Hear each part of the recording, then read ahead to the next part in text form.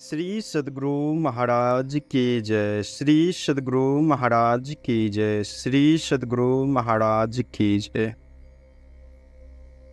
समस्त विश्व में जितने देश हैं, भारत सब में विशेष है, क्योंकि यह सदा से आध्यात्मिक देश रहा है। यहाँ की आब हवा की ही इस तरह की बनी है जिसमें आध्यात्मिक सुगंध शमी है। आज की तिथि वैशाख शुक्ल चतुर्दशी अपना एक विशिष्ट स्थान रखती है अद्वितीय अपूर्व अनुपम दिन अलौकिक आज का, सब और सुखमय दृश्य है शुभ शत्रुगुण के साज का। भूभार हारक ईश के अवतार का अवसर मिला, ऋतुराज में क्या ही मनोहर पुण्य कुसुमाकर खिला। अवतीर्ण होकर आज ही गुरुदेव ने इस लोक में सन्मार्ग था दर्शित किया निज रूप के आलोक में। उपदेश देने का हमें प्रभु ने मनुज लीला रची, शिक्षा न गुरुवर चरित से है एक भी बाहर बची। करके कृपा संकट मिटाए सुख सभी हमको दिए, क्या क्या नहीं करते पिता संतान के हित के लिए। किस भांति करना चाहिए यह लोक रंजन सर्वदा, किस भांति रखना चाहिए ध्रुव मर्यादा सदा। कर्तव्य कहते हैं किसे है शील की सीमा कहाँ, आती सहज ही ध्यान में हैं आज ये बातें यहाँ। वैशाख की चिलचिलाती धूप में चित्त भी विचलित हो जाता है और अपनी व्यथा कहने के लिए विवश हो जाता है। आज देखिए कितनी शीतलता है। यह परम पूज्य गुरुदेव की ही पवित्रतम महिमा है। आज दिन भी सोम है, सोम चंद्र को कहते हैं। मालूम पड़ता है सोम से सोमरस की वृष्टि हो रही है। कहावत है होनहार बीरवान के हो चिकने पात। हमारे गुरुदेव जन्मजात जोगी हैं। इसका प्रत्यक्ष उदाहरण यह है कि इनके सिर पर जन्म काल से ही 7 जटाएं विद्यमान थी, जिन्हें अच्छी तरह सुलझा देने पर भी पुनः जटाएं बन जाती थीं। जैसे कोई सूर्य की पोटली को बांधकर छिपाकर रखना चाहे तो हो नहीं सकता, उसी तरह गुरुदेव का तपस तेज स्वतः सबके सामने प्रत्यक्ष हो गया। आज उनके प्रकाश के आकर्षण में पड़ लक्ष लक्ष नर नारी खिंचे खिंचे से आते हैं और इनके ज्ञान योग एवं भक्ति की भागीरथी में अवगाहन कर अपने मानव जीवन को सार्थक बनाते। भारत की कौन कहे, रूस, जापान और स्वीडन प्रभृति देशों में भी गुरुदेव का प्रबल प्रताप प्रकाशित हो रहा है। अभी हाल ही में अखिल भारतीय संत मत सत्संग का वार्षिक महाधिवेशन बिहार राज्य अंतर्गत सहरसा जिले के श्रीनगर ग्राम में हुआ। उक्त अवसर पर जापान की एक महिला युकिको फ्यूजिता आई थी। वह अब बीती हम लोगों को बताती थी। क्या बताती थी? जापान में रहती हुई उसने एक बार स्वप्न देखा कि समुद्र के मध्य एक विशाल मंदिर में एक महात्मा विराजमान है। स्वप्न भंग होने पर उनके प्रत्यक्ष दर्शन की अभिलाषा जग उठी और वह जापान से भारत की यात्रा कर चुकी। भारत आकर यहाँ के साधु संतों के आश्रमों में जाकर उसने देखा, परंतु स्वप्न के दर्शित अलौकिक प्रतिभा संपन्न संत के दर्शन नहीं हो सके। निराश होकर जापान लौट गई। संस्कार बड़ा बलवान होता है। उसने उसे वहां चैन लेने नहीं दिया। दिव्य देव के दर्शन के लिए उसे बेचैन कर दिया। पश्चात दूसरे वर्ष पुनः वह भारत आई और घूमते घामते मुंगेर योग विद्यालय पहुंची। वह दीक्षित भी हो गई, किंतु उसे अंतः शांति नहीं मिली। वह बारंबार लोगों के सामने में दर्शित संत की चर्चा करके उनके दर्शन की इच्छा प्रकट करती। अंत में जा पर जही कर सत्य स्नेहु, सोत ही मिली ही न कछु संदेहु, तथा जिन ढूंढा तिन पाइया वाली बात चरितार्थ। हो ही गई। किसी ने उसे पूज्य गुरुदेव का पता बता दिया। वह भागलपुर कुप्पा घाट आश्रम आई। संयोगवश उस दिन श्री सद्गुरु महाराज आश्रम में विद्यमान नहीं थे, किंतु उनकी तस्वीर बरामदे की दीवार पर लगी थी। उसे देखकर वह प्रेम विभोर हो गई और हर्षातिरेक में बोली, जिनको मैंने स्वप्न में देखा था वे महात्मा ये ही हैं। उसके आनंद का पारावार नहीं था। उसी वर्ष कुछ दिनों के पश्चात हरिद्वार में अखिल भारतीय संत मत सत्संग का वार्षिक महाधिवेशन होने वाला था।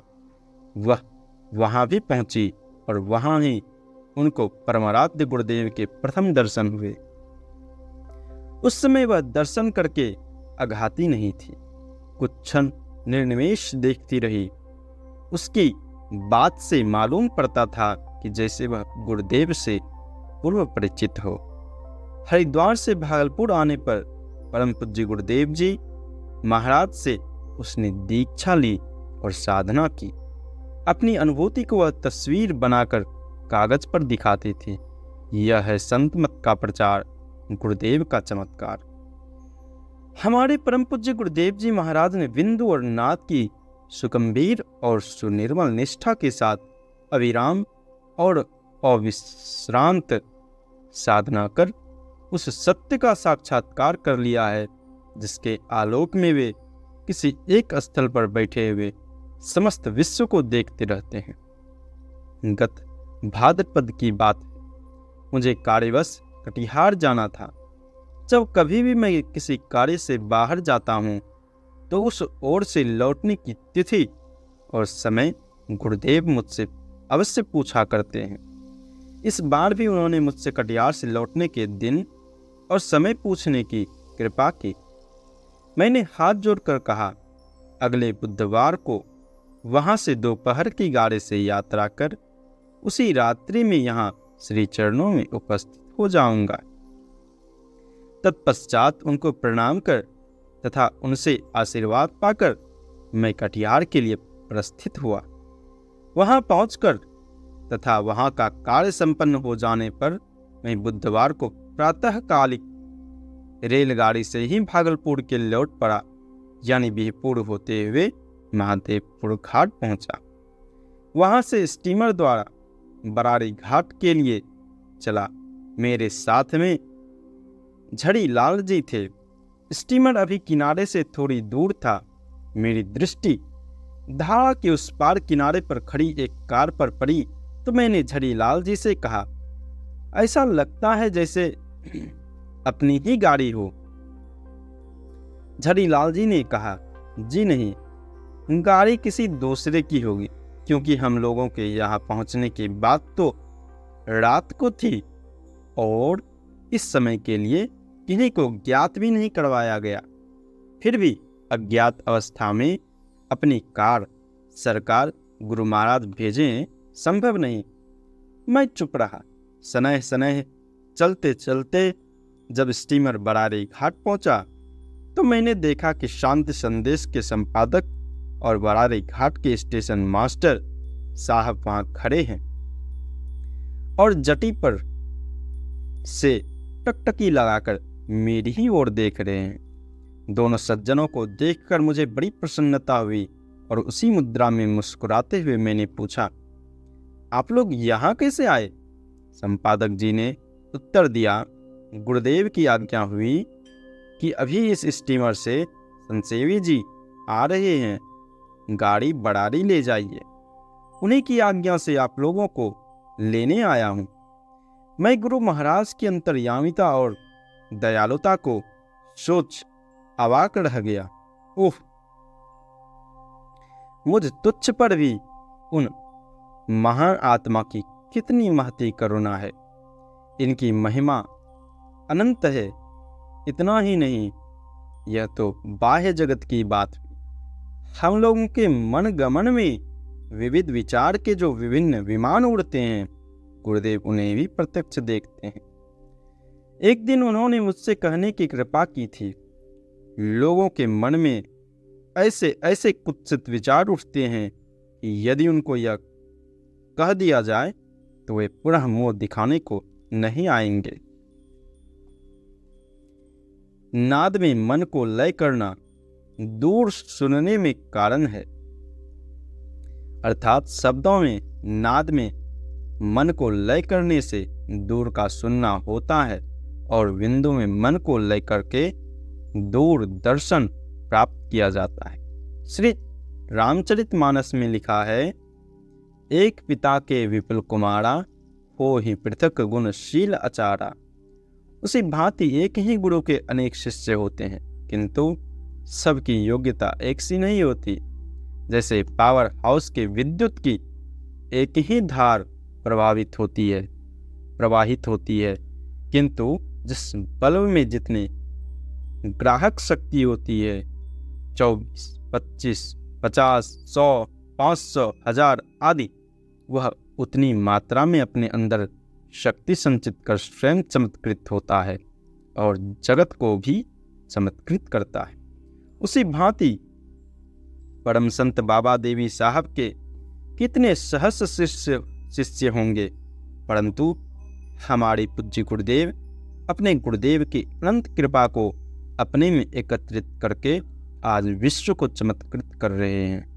अपने ज्ञानालोक से वे जगत को आलोकित कर रहे हैं। एक बात और भी, स्वयं हमारे गुरुदेव जी सत्संग योग नामक पुस्तक में लिखते हैं, यद्यपि संत महात्मागण समदर्शी कहे जाते, तथापि जैसे वर्षा का जल सब स्थानों पर एक तरह बरस जाने पर भी गहरे में ही विशेष जमा होकर टिका रहता है, वैसे ही संत महात्मागण की कृपा वृष्टि भी सब पर एक तरह की होती है, परंतु उनके विशेष सेवक रूप गहरे की ओर वह वेग से प्रभावित होकर उसी में अधिक ठहरती है। संत महात्मागण तो स्वयं सब पर समरूप से अपनी कृपा वृष्टि करते ही हैं, पर उनके सेवक अपनी सेवा से अपने को उनकी कृपा पात्र बना उनकी विशेष कृपा अपनी ओर खींच लेंगे, इसमें आश्चर्य है क्या। एक तो देने वाले के दान की न परवाह करता है और न वह उसे लेने का पात्र ही ठीक है, दूसरा इसकी बहुत परवाह करता है और अत्यंत यत्न से अपने को उस दान को लेने का पात्र बनाता है, तब पहले से दूसरे को विशेष लाभ क्यों ना होगा। संत महात्माओं की वाणियों में गुरु सेवा की विधि का यही रहस्य है, ऐसा जानने में आता है। श्री सद्गुरु महाराज की जय।